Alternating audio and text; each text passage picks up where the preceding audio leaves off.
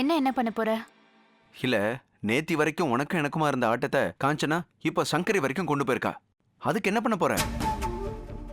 சங்கரி அப்பாவி பொண்ணு, நல்லது கெட்டது தெரியாது.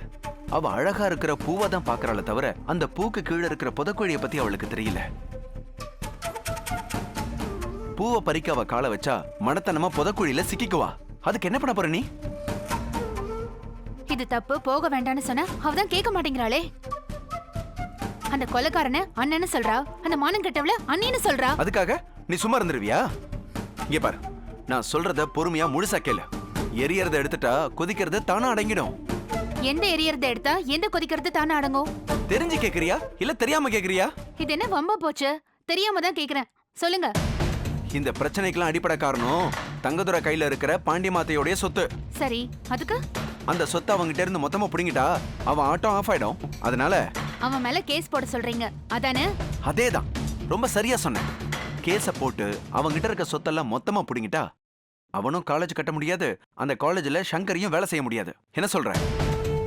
நீங்க சுருக்கமா சொன்னாலும் சரி, சுத்தி வளைச்சு சொன்னாலும் சரி, நான் உங்க பேச்ச கேட்டு அவசரப்பட்டு அவஸ்தைப்பட தயாரா இல்ல. ஆளை விடுங்க. ஏ கௌரி, நில்லு கௌரி.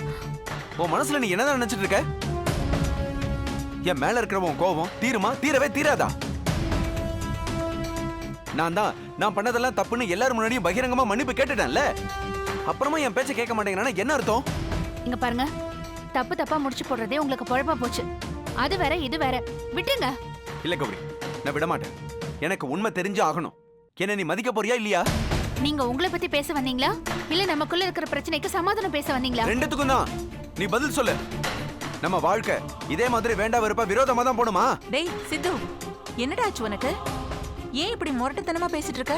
இல்ல அத்தை, மாமா கரெக்டா தான் பேசுறாங்க.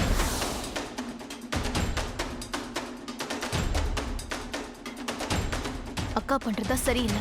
என்ன நான் பண்றது சரியில்லை? ஆமாக்கா, நீ பண்ற எதுவுமே சரியில்லை. மாமா தான் நான் பண்ணதுல தப்புன்னு உன்கிட்ட இறங்கி வராருல, அதுக்கப்புறமா அவர்கிட்ட முன்னாடி போல பேசாம அவர் பேச்ச கேட்காம இருக்கிறது தப்பு தானே? இங்க பாரு, நீயும் அவரை மாதிரி தப்பா முடிச்சு போடாத. நான் அவரை அவமானப்படுத்தல. அவர் சொல்றது போல உடனே கேஸ் போட முடியாதுன்னு தான் சொல்றேன். அதுல நிறைய சிக்கல் இருக்குன்னு சொல்றேன். பொய் சொல்லாதக்கா, உனக்கு மாமா மேல இருக்கிற கோவம் இன்னும் ஆறவே இல்ல. அதனால்தான் அவரை விட்டு விலகி போற. நீ மாமா மேல கோவமா இருக்கிறதுக்கு மாமா மட்டும் காரணம் இல்ல, ஒரு வகையில நானும் காரணம் தான். எனக்காக மாமாவை மன்னிச்சு ஏத்துக்கோக்கா. இங்க பாரு, நீ ரொம்ப உணர்ச்சி வசப்பட்டெல்லாம் பேசக்கூடாது. டாக்டர் உன்னை ரிலாக்ஸ்டா இருக்க சொல்லிருக்காரு. அமைதியாரு. என்னால அமைதியால இருக்க முடியாதுக்கா. நீ சொந்த அக்கான்னு தெரிஞ்சும் உன் வாழ்க்கையை நாசமாக்க நினைச்சா என்னால ரிலாக்ஸ்டாவே இருக்க முடியல. இதுக்கு மேல என்ன சொல்ல போற? சொல்றதுக்கு வேற ஏதாவது போய் இருந்தா சொல்லிடு. அவதான் ஏமாத்தி எல்லாத்தையும் என்கிட்ட இருந்து பறிச்சிட்டான்னு பார்த்தா நீயும் இப்ப அதே தான் பண்ணிருக்க. ஏன் ஆலியா, ஏன் இப்படி பண்ண? இந்த உலகத்துல பாட்டிக்கு அப்புறம் நான் யார் மேலேயாவது உயிரையே வச்சிருக்கேன்னா அது ஊ மேலதான் உனக்கு தெரியாதா? ஏன் இப்படி பண்ண ஆலியா? உனக்கு காசு பணம் அவ்வளவு முக்கியமா போயிடுச்சு.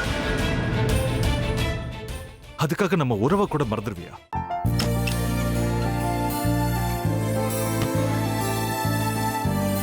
சக்தி ஒரு நிமிஷம்.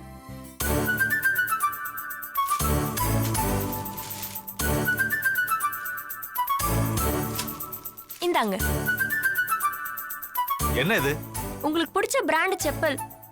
இது என்ன நான் தலையில வச்சுட்டு தூங்கணுமா? சரி, அதை விடுங்க. இங்க பாத்தீங்களா, டைம் பீஸ். இதோட அலாரம்க்கு தான் நீங்க டெய்லி எந்திரிக்கணும். அதெல்லாம் என் மொபைல்ல இருக்கு. முத்து, முத்து, என்னடி இவன் முத்துன்னு ஒருத்தைய உருவாக்கி விட்டான். செல்வியை மறப்பான்னு பார்த்தா எப்ப பார்த்தாலும் முத்து முத்துன்னு கூப்பிட்டு இருக்கான். முத்துவ கூப்பிட மட்டுமா செய்யறான், முத்துவ வச்சு என்னென்னமோ செய்யறான். நாம தான் இழிச்சவாய் மாதிரி வேடிக்கை பார்த்துட்டு இருக்கோம். என்ன முறைச்சு என்ன பிரயோஜனமாயா? உனக்கு வேற குரல் போயிடுச்சு. அடுத்து அவ செல்வியை கூப்பிட்டானா என்ன பண்ண போற? உன்னுடைய விருப்பப்படியே நீ ராமநாத வீட்டு மருமகளா வாழ போற. கண்டிப்பா என்னுடைய ஸ்தானத்திலிருந்து அவன் உன்னை நல்லா பார்த்துக்குவான். அம்மா, டேய், அவரை பத்தி தான் உனக்கு தெரியும்ல. அவர் எந்த முடிவு எடுத்தாலும் அதான் ஃபைனல். நம்ம அப்பா வேணுமா வேணாமாங்கிறத நீயே முடிவு பண்ணிக்கோ. வாடா.